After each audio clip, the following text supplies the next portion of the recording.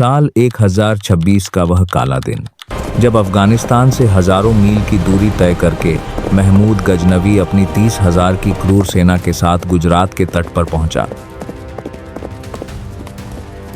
उसकी नजर सोमनाथ मंदिर के अपार धन दौलत पर थी, लेकिन जैसे ही उसकी सेना मंदिर के गर्भगृह में घुसी, सामने का दृश्य देखकर सबके होश उड़ गए। एक सफेद चमकदार शिवलिंग पूरी तरह हवा में तैर रहा था।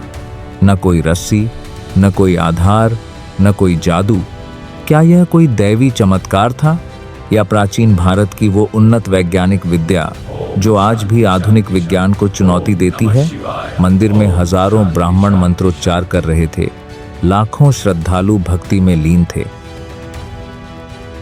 लेकिन महमूद के एक इशारे पर सेना ने हमला बोल दिया। हजारों निर्दोषों की हत्या कर दी गई। 20 मिलियन दीनार का खजाना लूट लिया गया।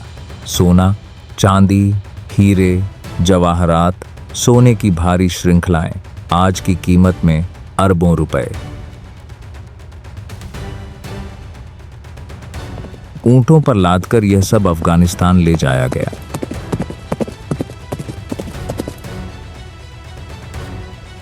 लेकिन सोमनाथ की कहानी यहां खत्म नहीं होती। यह मंदिर 17 बार तोड़ा गया, हर बार और अधिक भव्यता से उठ खड़ा हुआ। क्यों? क्योंकि यह सिर्फ पत्थरों की इमारत नहीं, बल्कि सनातन धर्म की अमर चेतना है। यह पुनर्जन्म है, प्रतिरोध है, शाश्वत सत्य का प्रतीक है। सोमनाथ मंदिर की यात्रा सतयुग से शुरू होती है। स्कंद पुराण, शिव पुराण और वेद में वर्णित है कि चंद्रदेव अपनी 27 पत्नियों यानी 27 नक्षत्रों में सिर्फ रोहिणी से प्रेम करते थे। इससे बाकी पत्नियां दुखी हुईं और उनके पिता दक्ष प्रजापति ने क्रोध में चंद्र को श्राप दिया, तुम्हारा तेज रोज रोज क्षीण होगा। चंद्रमा का प्रकाश कम होने लगा, दुनिया में अंधेरा छा गया। औषधियां कमजोर पड़ने लगीं, समुद्र की लहरें प्रभावित हुईं।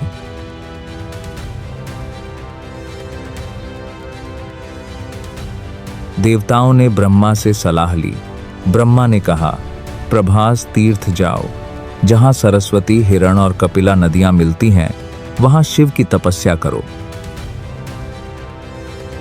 चंद्र ने वहां शिवलिंग स्थापित किया और कठोर तप किया। भगवान शिव प्रसन्न हुए और श्राप से आंशिक मुक्ति दी। हर महीने 15 दिन घटेगा, 15 दिन बढ़ेगा। यही कारण है कि आज भी चंद्रमा कृष्ण पक्ष में घटता और शुक्ल पक्ष में बढ़ता दिखता है।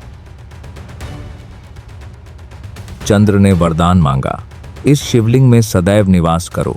तब से यह शिवलिंग सोमनाथ, चंद्र के स्वामी, कहलाया। चंद्र ने सोने से पहला भव्य मंदिर बनवाया। त्रेता युग में रावण ने चांदी से बनवाया।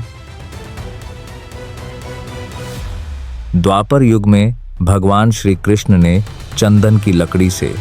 क्या ये पुराने मंदिर आज भी मंदिर के नीचे दबे हुए हैं? 2020 में IIT गांधीनगर और पुरातत्व विभाग ने प्रधानमंत्री नरेंद्र मोदी के निर्देश पर ग्राउंड पेनिट्रेटिंग रडार GPR से जांच की। मंदिर के नीचे 2 से 12 मीटर गहराई तक 3 मंजिला भूमिगत संरचना मिली। सीढ़ियां, द्वार, गुप्त कोठरियां, L आकार की इमारत। क्या ये सतयुग के सोने के मंदिर के अवशेष हैं या कोई प्राचीन सभ्यता का प्रमाण जो आज के विज्ञान से परे है?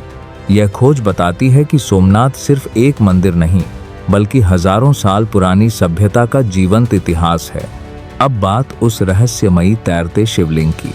13वीं शताब्दी के फारसी भूगोलवेत्ता जकारिया अल काजनी और महमूद गजनवी के इतिहासकारों ने लिखा कि गर्भगृह में शिवलिंग बिना सहारे के हवा में लटका था। सैनिक डर के मारे चीखते हुए बाहर भागे।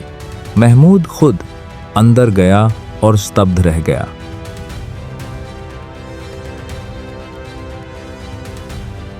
वैज्ञानिक व्याख्या है मैग्नेटिक लेविटेशन। मंदिर की छत और दीवारों में लोडस्टोन चुंबकीय पत्थर लगे थे जो मजबूत चुंबकीय क्षेत्र बनाते थे। शिवलिंग लोहे, निकल और बिस्मथ जैसे मिश्रण से बना था जो उस क्षेत्र में हवा में स्थिर हो जाता था। कुछ विद्वान कहते हैं कि शिवलिंग के अंदर श्यामंतक मणि छिपी थी, वो मणि जो भगवान कृष्ण से जुड़ी थी। कृष्ण ने सोमनाथ की स्थापना की और इस मणि को शिवलिंग में रखा। यह मणि रोज 77 किलो सोना उत्पन्न करती थी, अल्केमिक और रेडियो एक्टिव गुणों वाली। क्या यह मणि आज भी गुप्त रूप से सुरक्षित है या 1026 में लुट गई? फरवरी 2025 में महाशिवरात्रि पर कुछ आध्यात्मिक गुरुओं ने दावा किया कि महमूद द्वारा तोड़े गए शिवलिंग के टुकड़े 1000 साल से एक अग्निहोत्री ब्राह्मण परिवार द्वारा सुरक्षित रखे गए हैं और अब वे सामने आए हैं।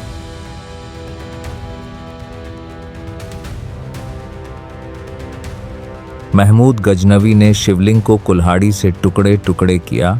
कुछ टुकड़े गजनी की जामा मस्जिद की सीढ़ियों में गाड़े गए ताकि हर नमाजी के पैरों तले हिंदू आस्था रौंदी जाए। कुछ मक्का, मदीना भेजे गए, लेकिन कुछ छोटे टुकड़े पुजारियों ने रातों रात छुपा लिए।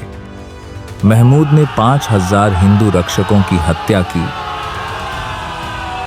1 लाख को गुलाम बनाकर ले गया, लेकिन सोमनाथ नहीं मरा। 1299 में अलाउद्दीन खिलजी के सेनापति उलुग खान ने हमला किया। 16 साल के राजपूत योद्धा हमीरजी गोहिल ने 9 दिन तक लड़ाई की। अंत में सिर कटने के बाद भी उनका धड़ दुश्मनों से लड़ा। आज भी मंदिर की ध्वजा पहले उनके स्मारक पर स्पर्श कर फहराई जाती है। 1395 में मुजफ्फर शाह, 1451 में महमूद बेगड़ा, 1665 और 1706 में औरंगजेब ने तोड़ा। कुल 17 बार आक्रमण, लेकिन हर बार हिंदू राजाओं और भक्तों ने इसे फिर से बनाया।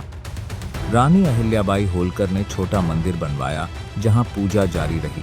आज़ादी के बाद सरदार वल्लभ भाई पटेल ने संकल्प लिया। नेहरू ने विरोध किया, लेकिन गांधी जी की सलाह से जनता से फंड जुटाया गया। 1951 में राष्ट्रपति डॉ. राजेंद्र प्रसाद ने प्राण प्रतिष्ठा की। आज का मंदिर मारू गुर्जर शैली में बना है, जहां पुराने अवशेषों को शामिल किया गया है। सोमनाथ सिर्फ एक मंदिर नहीं, भारत की रेजिलियंस का जीवंत प्रमाण है। 17 बार तोड़ा गया, 18वीं बार और मजबूत उठा। यह बताता है कि आस्था पत्थर से भी मजबूत होती है। हम भारत के इस गौरवशाली इतिहास को कहानियों से जिंदा रखना चाहते हैं। अगर आप भी इस मिशन में साथ देना चाहते हैं तो सब्सक्राइब करें, लाइक करें, शेयर करें। कमेंट में बताएं, क्या तैरता शिवलिंग वाकई मैग्नेटिक लेविटेशन था या सिर्फ किंवदंती? जय सोमनाथ, जय हिंद, जय भारत।